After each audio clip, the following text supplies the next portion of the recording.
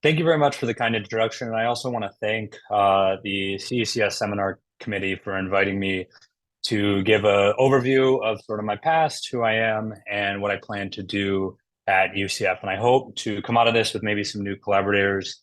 And if you have any exciting or excited undergrads or grad students or postdocs that you want to send my way, I'm looking for that too. So yeah, my name is Leland Nordin, and today I'm going to be talking about epitaxial nanophotonics and really the power of epitaxial nanophotonics for optoelectronic devices. And I, as was said earlier, I'm an assistant professor in the material science and engineering department, and then also CREOL. And there's my contact information as well as my Twitter if you want to follow me on Twitter.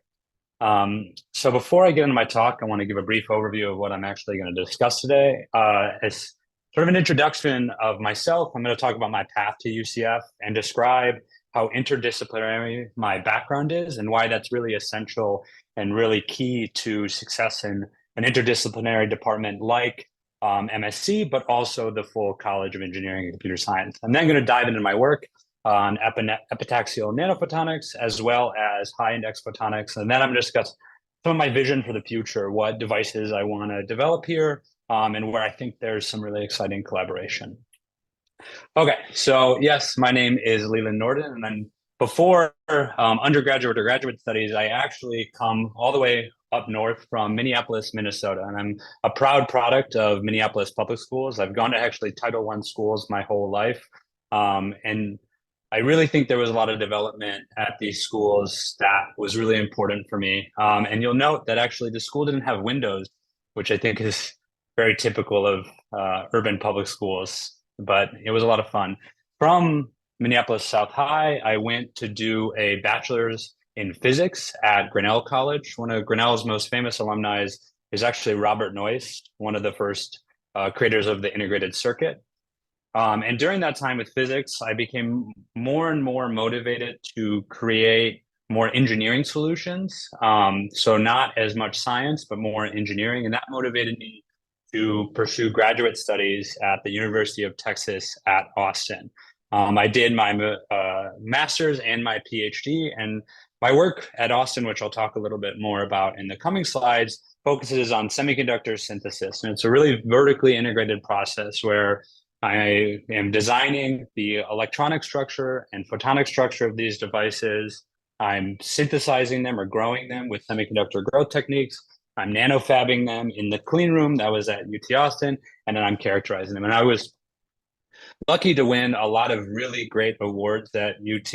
I won a dissertation prize for my dissertation, the Ben Streetman Prize for Outstanding Research, which the Microelectronics Research Center that I did, or I worked in, was led and founded by Professor Ben Streetman, a graduate school continuing fellowship. And then I think most importantly, I had the opportunity to mentor a lot of really, really talented undergrads. And that was such a rewarding experience. And I hope to bring that to UCF to mentor not only grad students and postdocs in that same way, but to also get a lot of really talented undergrads and get them excited about research.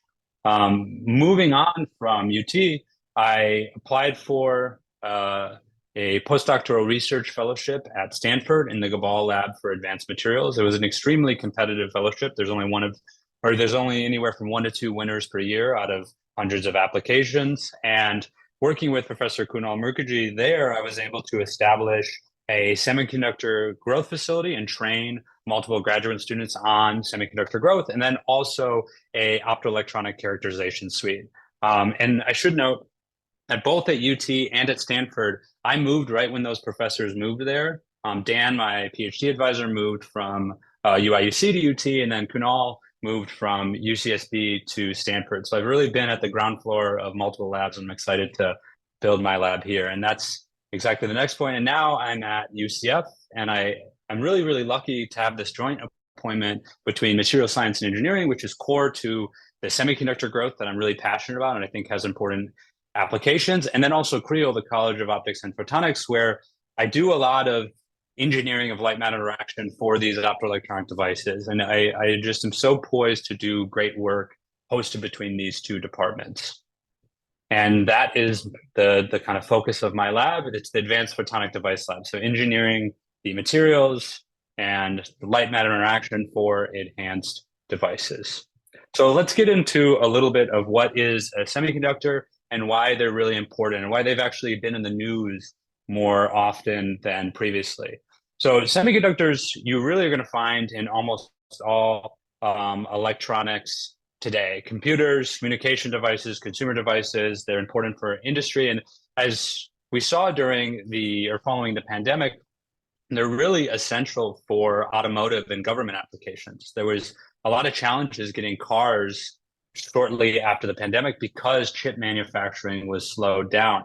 And then if you look beyond what we're using these semiconductor chips today, you can see some future applications are 5G, quantum computing, AI, autonomous systems, space and hypersonics, and cybersecurity. And if you look, or at least when I looked at this list, I'm like, that looks a whole heck of a lot like the focus areas in the UCF strategic plan. So these semiconductor materials and these chips are really what's driving a lot of these advanced technologies that we're interested here at UCF and that people around the globe are interested in. But if you look at the actual share of global semiconductor manufacturing, which is shown on the right here, the US is really falling behind. It's expected to be that China is going to increase semiconductor manufacturing to almost 24%, almost a quarter of the global semiconductor manufacturing, where the US is going to fall down to 10%, where in the 1990s, we were more than a third of the world's global semiconductor manufacturing. So that's what I'm really passionate about is engineering these materials and developing new ways to attack these problems and these advanced technologies, specifically using light, though. So that now turns to my actual focus of research. I use molecular beam epitaxy, or a specific flavor of ultra high vacuum semiconductor synthesis. And this is just a really great canvas, and it gives you really tight control over material properties, geometries, and all these sorts of things to make these advanced semiconductor chips. You can kind of think about molecular beam epitaxy as spray painting with atoms. This is not actually a concept that I invented or that way to describe it. This is how the New York Times described it in 1982 when they were talking about some of the first MBE systems coming out of Bell Labs. For my specific research, why MBE is so powerful is we can engineer, or I can engineer the optical properties. So shown here on the right is reflection versus wavelength, and we can tune one of the constituent materials that we spray paint into this structure and tune the optical properties. So you can see that we can change how the reflection looks for these semiconductor chips just based on how much we spray paint. We can also spray paint different flavors of atoms. So shown here is photoluminescence versus wavelength. You can kind of think about this as the band gap or what color of light comes out of these materials. And we can tune that also using this molecular beam epitaxy system. And we tune it not only through the actual materials that we're sending or spray painting onto our host substrate, but also the quantum mechanical nature of these materials. So how thin these materials are and how that impacts this actual light that they emit. And what that really amounts to is we're able to engineer the material properties or quantum engineer the actual material structure and the optical properties. We're able to harness a lot of really exciting and important optical modes for device enhancement. So shown here is a handful of different optical modes that we can leverage for enhanced devices. These are guided mode resonances, epsilon near zero mode, surface plasmon polaritons, and then planar cavities. And so my actual research focused on using this integrated design approach to enhance luminescence by growing these light emitters on top of these highly doped ground planes, or growing actual full photodetective devices where you can see a substantial enhancement to detection compared to control structures. I also actually used sub-diffractive surface plasmon polariton modes. So shown in the top right here is a SEM image, or scanning electron microscope image, of these semiconductor chips that we fabricate, that are fabricated into these devices. And you can see here that we see this really strong dip. And what that amounts to is an extreme enhancement to the detection of these structures. And they're extremely thin too, so they have low noise. So I was able to realize state-of-the-art detectors. So if you look at specific detectivity, which the details don't really matter, what you should consider as it's a figure of merit for detector performance. These detectors that I realized during my graduate school research are better than what commercial operators offer, specifically Vigo systems. And then moving from my graduate work at Stanford, I had the pleasure of hosting or leading a 4-6 semiconductor MBE. And the focus of my work there was integrating dissimilar semiconductors. So that was growing lead selenide, which has a inherent narrow band gap for these mid-infrared wavelengths, and integrating it on gallium arsenide. And usually when you put two crystal structures together, they don't play nice, and you get a lot of cracks and defects and other non-idealities in that crystal that you grew on top. But I found that actually these lead selenide crystals are really flexible, and you can actually grow diodes that have a rectifying behavior, and again, light emitters that show relatively bright luminescence or emission at room temperature, which is important for a lot of different applications in pollution monitoring, health, etc. So at UCF, what I'm really passionate about is using this integrated design approach where we engineer the photonic structure and electronic structure for enhanced performance, for enhanced luminescence and enhanced quantum efficiency.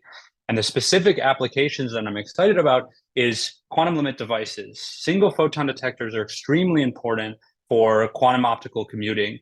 And the current single photon detectors that we have operate at extremely cold temperatures. So I think we can use, I strongly believe that we can use this approach to realize enhanced single photon detectors. In addition, I want to expand the quantum photonic toolkit. Some of these materials have a high index of refraction, which has been proposed to enhance light matter interaction. And then looking beyond, I want to explore some of these high index materials for enhanced devices with lead selenide or other high index materials that I discussed earlier. In particular, here are some simulations showing the actual enhancement to photo detection for these nanophotonic single photon detectors. So I have simulations that show we can really do it, that we can enhance these detectors.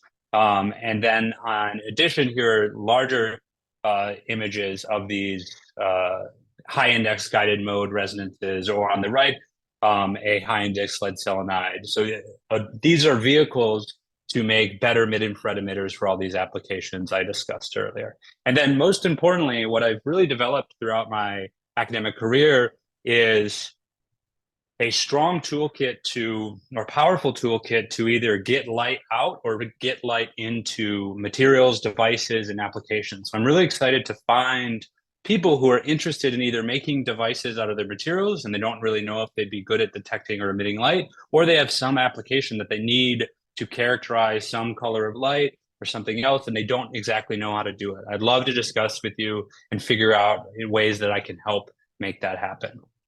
So in conclusion, semiconductors are really what are driving future technology.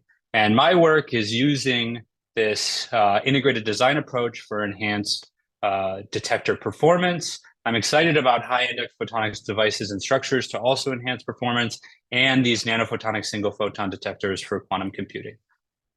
And with that, I would like to end my talk and open the floor for questions.